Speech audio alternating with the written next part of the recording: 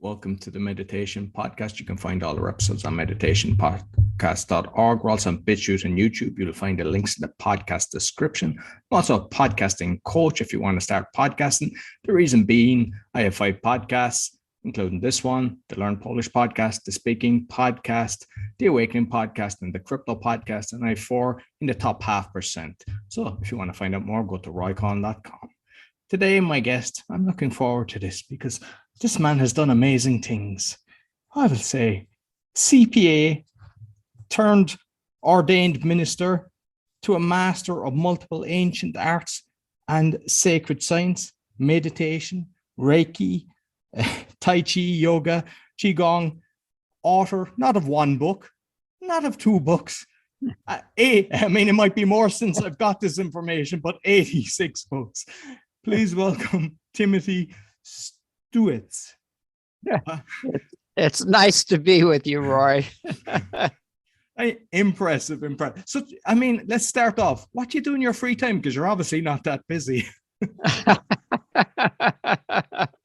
Oh, right now in my free time, I'm designing a book club for children and their parents to access the books and do different things online with the books and creating their own storybooks, teaching children to create their own storybooks. Beautiful. So I'd like to delve into that, but I have to ask you, the background is beautiful. What exactly you might tell us the story about that background that you have? Well, when I switched from being a certified public accountant into meditation and yoga, I set up a nonprofit corporation, and it was all about transformation and helping people transform their lives. And butterflies, for me, represent transformation. So that's how the logo came about. Oh, brilliant. And I actually forgot to mention about your nonprofit. Was there anything else? Because I know if there's anything else you want the listeners to know about you, feel free to let them know. No, you covered the overall very well. Okay, so I suppose let's go into the children's books, because it's actually very interesting for me, because I've equal custody of my son. He's 8 now, my youngest child, and his first language is Polish, and I've obviously through the speaking word made him fluent in English. But it was when we were watching something on the telly, I realized that his reading wasn't great, so I went away and I bought 50 books from children's books. And I read a lot of books. I read about 100 a year. So I have a board downstairs, and I said, let's have a competition. So in 2 months, he got through the 50. So I've ordered the next 50, and he's on to, I think, 72 or something like that. And he's loving it.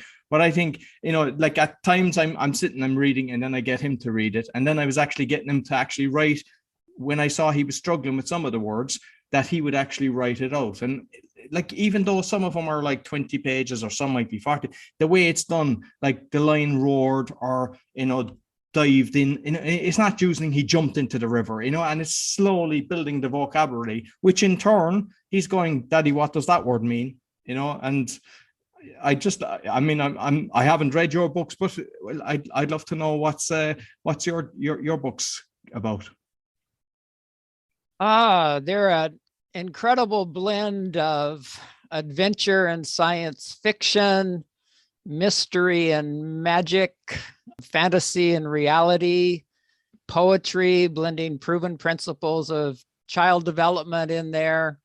They're educational, entertaining. They have a lot of virtues and values woven within them.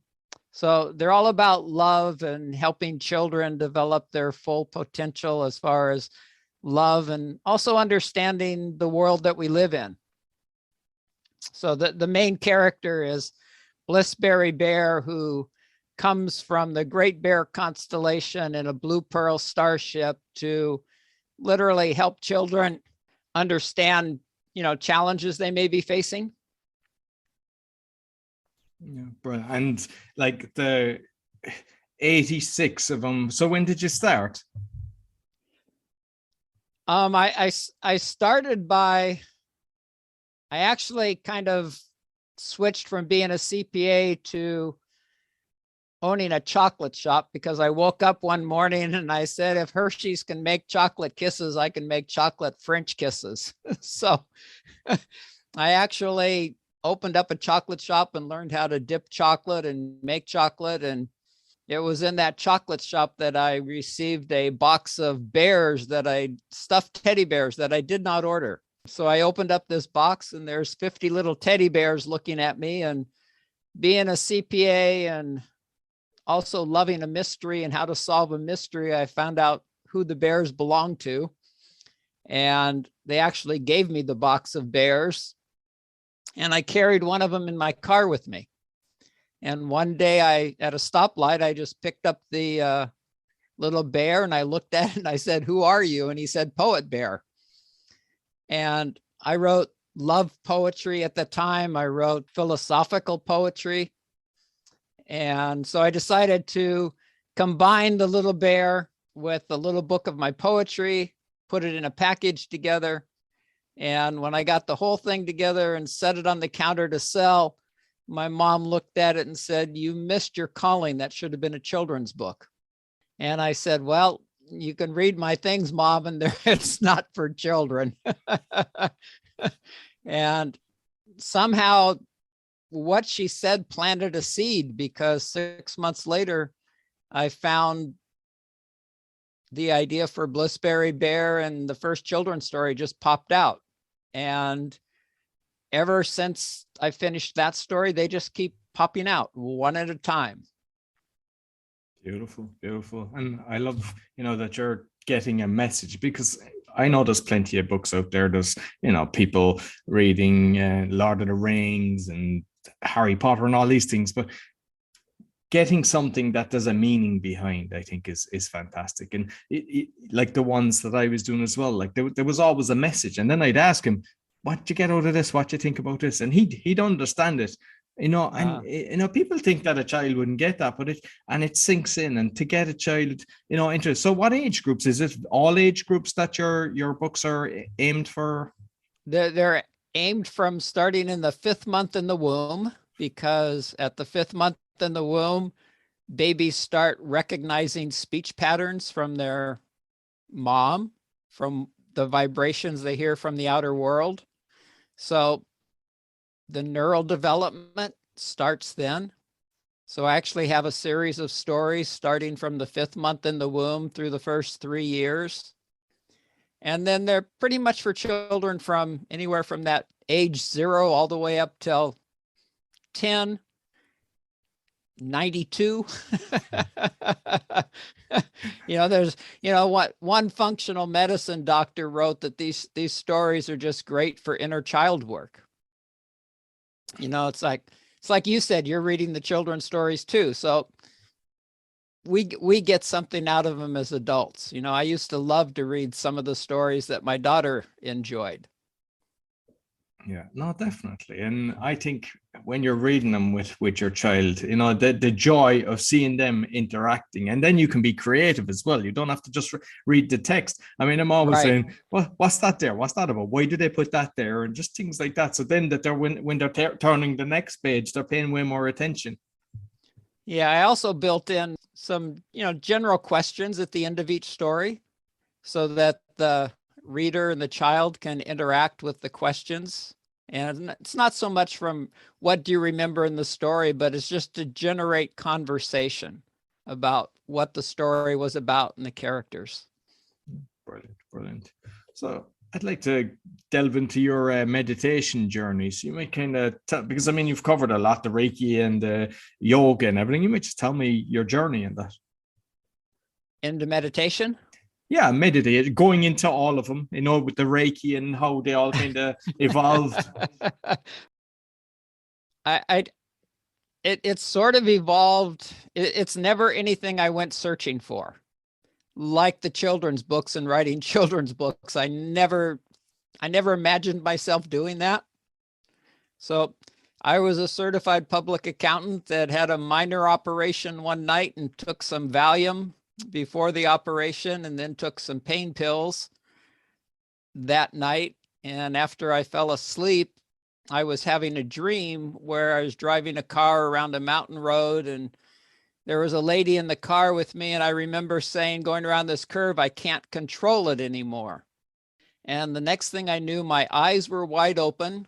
I was looking up at the ceiling, and it was like I was in an old time movie theater where I was seeing light come from my eyes and projecting a movie on the ceiling. And I was watching them carry our bodies away.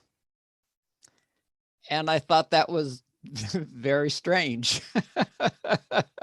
So the next night, I'd taken another pain pill. I go to bed, I have a dream, and I open my eyes, and coming out of the wall across from me was this bearded man with an orange cap on, and like I could only see above his chest. So it was like he's wearing orange robes.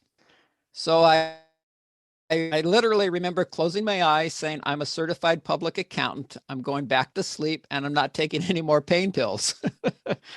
And 9 months later, I sort of spontaneously left my body at a time where I hadn't been sleeping much because I put on a set of seminars for accountants, mortgage bankers, and lawyers across the United States. And I was laying with somebody, and I left my body. And she witnessed my body dying. I saw her freaking out.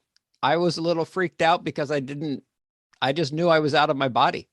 And I got back in my body, picked up the phone, called a psychologist I had seen once in a while, and said, help.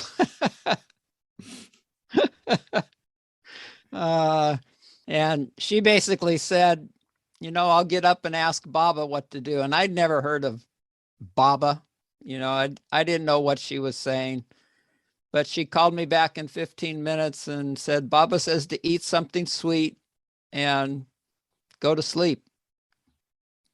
So I did that. And my psychologist called me at about 5 o'clock the next morning and asked me if I wanted to go chant and meditate with her. And I asked her what chanting was, and she told me, and I said, no, I don't want to go do that. I don't want to sing for anybody. Asked her if she would meet me after she went and chanted and meditated. And so we met, and she brought me a book by Ram Dass. It was Listen to Your Own Truth. And she gave me the name of a astrologer, and she gave me the name of a yoga teacher. So that was my introduction into starting to meditate. I took the yoga classes, and the yoga teacher also followed Swami Muktananda, Siddha Yoga. So after 3 months of yoga, I called up my psychologist and said, I'll go do that chant with you. And that was a morning, a lady had converted her garage, and we went into this garage, and there was plush carpeting on the floor, and men sat on one side and women sat on the other, and there was incense. And I thought that was all very strange. And I thought it was strange people were bowing to a chair. And it was even stranger trying to chant an hour-long chant in Sanskrit. And I really, when I left there, well, at the end of the chanting, the vibrations going through my body were so strong that I literally started to levitate off the floor. And I just grabbed my fingers into the carpet to hold on.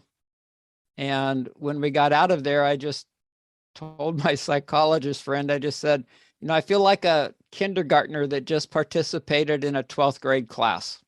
And it took me 3 months to get up the courage to go back to a meditation program, because that experience was so powerful.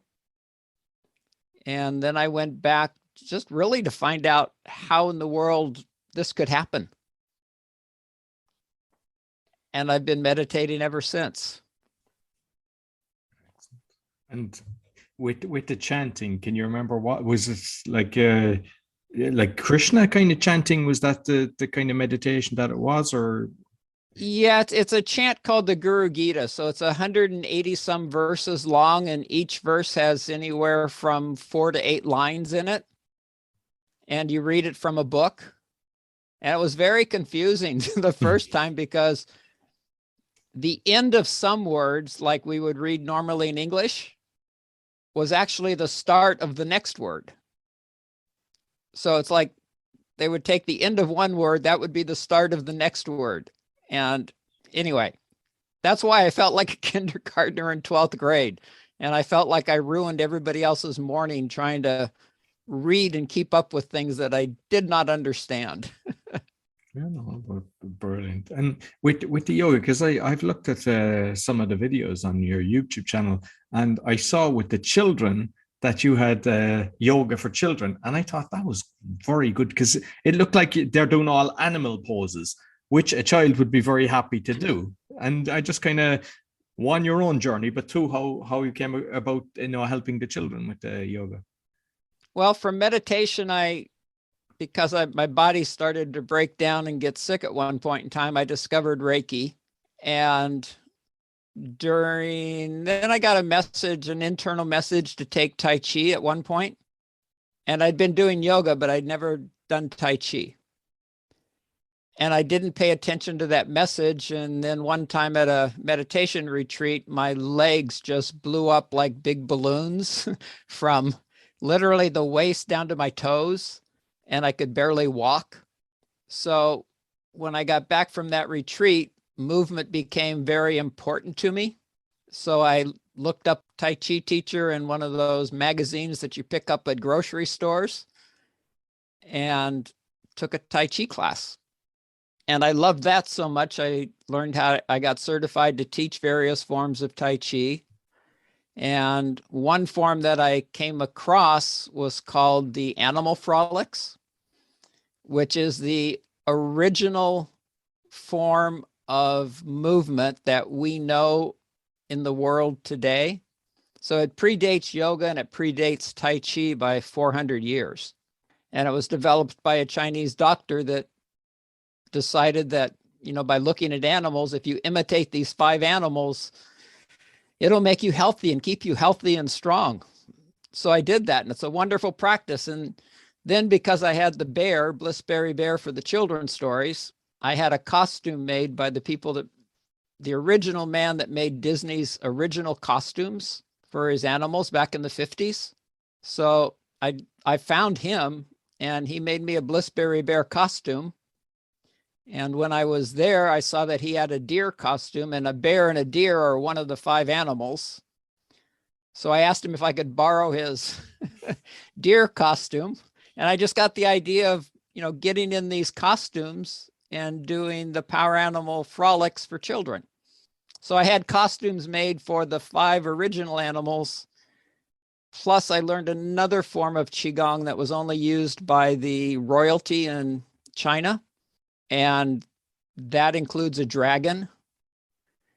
And then I learned another form of Qigong from a man where you're patting your body down and hitting your body in certain sequences.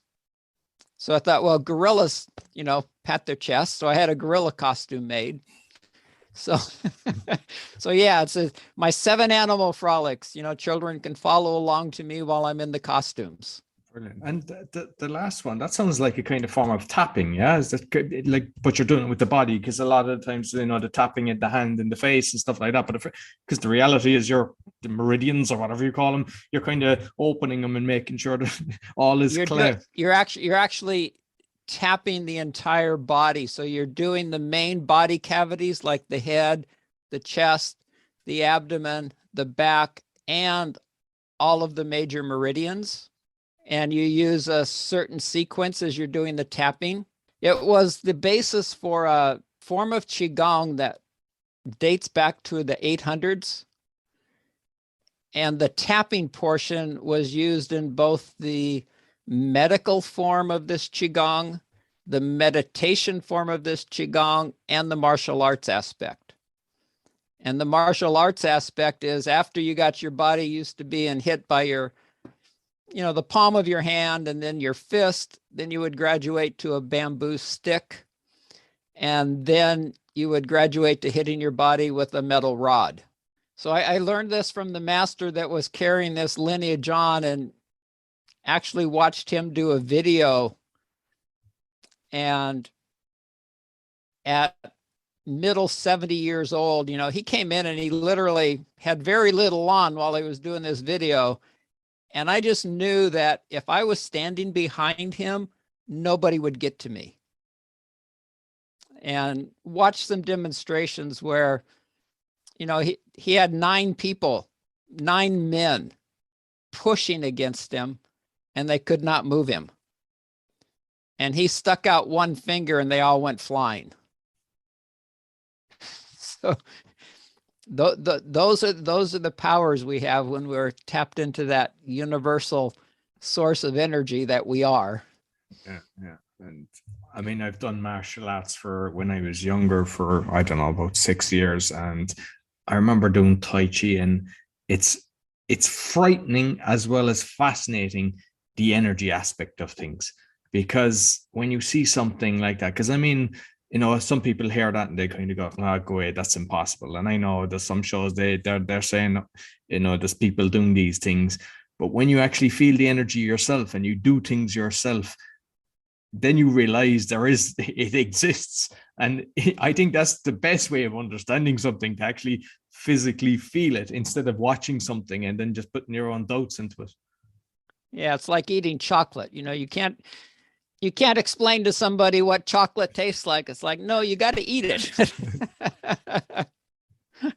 It's the same with Tai Chi and Qigong and meditation. You know, it's like we actually have to do it in order to feel what it does for us, and to feel the other aspects of us, you know, our soul aspect, our energetic aspect, far beyond what these bodies are and the mind, and literally just tap into that universal source of energy we are.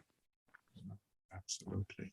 And because I seen one of the other videos, you're talking about Om, you know, when you're saying Om. So you might explain the reasoning why people do that, because not, you know, some of the listeners, you know, because I put up meditation, I put up breath work, but in the last few months, there's been a lot of interviews, and it's kind of educating people as well. So some people mightn't be familiar. So I'd like to hear your, you know, point on, I don't know how you would call it, a chant, or by actually saying Om. Well, Om specifically is said to be the primordial sound from which everything comes from, and all of life is vibration. So, you know, for even humming, you know, just humming has proven to be physically healing, mentally healing. So I've also read where it's like our individual voice is the most healing tool we have. So our whole being resonates to the vibration of our own voice.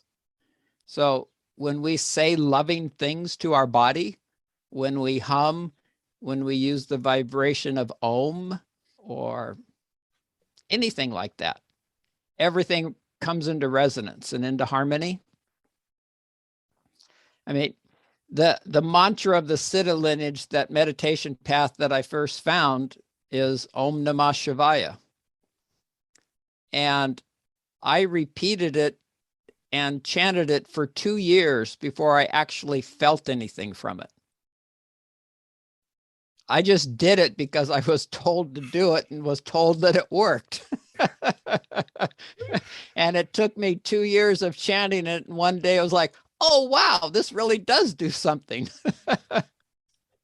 You know, it's like learning Qigong or martial arts. You know, you practice and you don't know why you're doing it. Your mind's learning technique and you're learning to do this, and then you're learning to do that. But once the body gets the memory, then you can let go of the mind part, and then you really start to feel the energy that is generated. Absolutely, because I remember, like, so chanting's the same way. We done a lot of kind of street fighting and getting out of headlocks and everything. And I mean, I done that when I was 16 to maybe 22, and maybe 4 years ago, I was doing a speech and I asked a guy to come up. I was talking about martial arts and stuff like that, and I done all the things without any rehearsal or anything. And I still remembered every single thing that I learned because I had practiced so much. I mean, I was thinking about afterwards. I mean, why I didn't practice beforehand, or even, but the fact that the memory is just there, you practice the whole time, and yeah, it's a beautiful thing to actually experience when you know that it just happens naturally. You don't have to think about it. Yeah, that reminds me of a story. There's a book by Lam Cam Chuen called The Way of Energy, and it describes standing meditations. And in China, it's called Jianzhong. And there's 5 poses that you hold. And there's a story in there that, you know, this one student, you know, it's like all you do is you hold these 5 poses. And you build up over time to where you're holding each of the 5 poses for 5 minutes. So you're standing still for 25 minutes holding these poses. And the master that took over the lineage, when he was training, he asked the other master's son one time, he says, "What does your father teach you? He must give you some secrets that he's not giving me because he's just telling me to stand here." And he says, "Well, you know, that's what he tells me too. Stand there. And if I don't stand there still, then I get hit with something." But he asked this student at one point in time, after he stood there for a couple of years holding these poses, he asked him to wrestle with 2 advanced students who were trained in martial arts. And he'd never done that. But he found that the energy and just the internal knowing from standing there for 2 years holding these poses allowed him to beat both those people. Interesting. And because I know you've got a lot of videos, I didn't get a chance to go through all of them. Have you covered that? Because that's interesting for me. Have you covered them poses in any of your videos? There is one of the videos on YouTube that has those poses in it. And I also have a blog with meditation instructions that has the specific instructions for holding those poses. They're very simple. Okay. No, excellent. And I know another one that I was watching, something that I do myself, is sun gazing. So that's something obviously that you're practicing. You might, because I think you had 9 tips on it, or 9 ways. So you might just kind of talk a bit about that, because I think the benefits are amazing for that. Sun gazing. I was actually doing Tai Chi on a mountaintop one morning and just internally felt that there was some way to harness the energy of the sun that I didn't know about.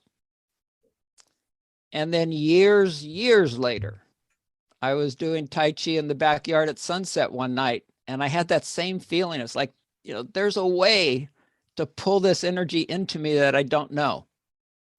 And maybe 3 days later, I was in a restaurant and I picked up a flyer, and there was a man from India giving a talk on sun gazing.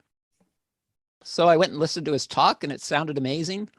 The benefits he described, and he had actually gone without food for over 400 days just from looking at the sun. He was studied by NASA. And so I followed his technique, which was basically look at the sun within an hour of sunrise or an hour before sunset. Start with 10 seconds. And every day you can see the sun, add another 10 seconds to it until you've built up to 44 minutes at one time. So where I lived at the time, there was a lot of clouds and things. So it took me a year to build up to 44 minutes. And it changed my life. I remember 2 consecutive days around where I was at 33, 34 minutes at a time, where my entire body lit up like a nuclear reactor for the entire time I was sun gazing. And I knew it was transforming every part of me.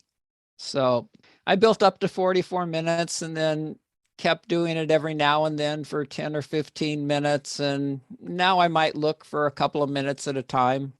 And it's really powerful if you're standing barefoot in the dirt at the same time and connecting into Mother Earth's energy. I found that I love doing it when I'm at a beach, but you know, sometimes in a city it's not as easy, because you know, when it's falling between a lot of trees, it's hard to get the right timing and everything. And just curious, because I mean, I'll be 50 this year. I don't wear glasses. Do you wear glasses yourself? Because of the amount of time I spend on the computer screen, I should be wearing these blue block glasses, but no, my eyes are, I really don't need glasses. Yeah, because I think that's a benefit of it, because I know that it was something even from a young age. I always was fascinated with the sun. And I mean, all my family wear glasses. I don't wear, and I put it down to that. I think that it actually helps your eyesight. Yeah. Before I started sun gazing, both eyes had a little bit of nearsightedness in them. After I sun gazed, one eye went nearsighted and the other eye went farsighted. So it's like they kind of balanced each other out. But I'm very blessed. I just turned 71 last month, and I have no body pains. I'm flexible, I'm healthy, no medications, and I think it's all because of the meditation and the Tai Chi and yoga. And a positive attitude. Positive attitude. Good diet. It all helps. It all helps. And just, I suppose, finally, breath work, because I know you do breath work as well, because there's so many different types. There's box breathing, and I just curious what kind of breath work you've tried and what you kind of find that you practice the most, or you do the most. I've never focused. Well, I can't say that. I do some pranayama every day. I also learned a technique from a little Oriental lady who had 5 practices that she did every day. And she proved how beneficial those practices were by, when she gave talks, she would always challenge the strongest man in her audience to come up and arm wrestle her. And she never lost. And part of her thing was breathing, where you're just basically, you do repetitions, but you're inhaling through your nose and you're swinging your arms, and then you just let your breath out in a loud sound, like you're bringing up the air from deep in your abdomen and just letting it out your voice. I don't want to make the sound here. It might interrupt people's ears.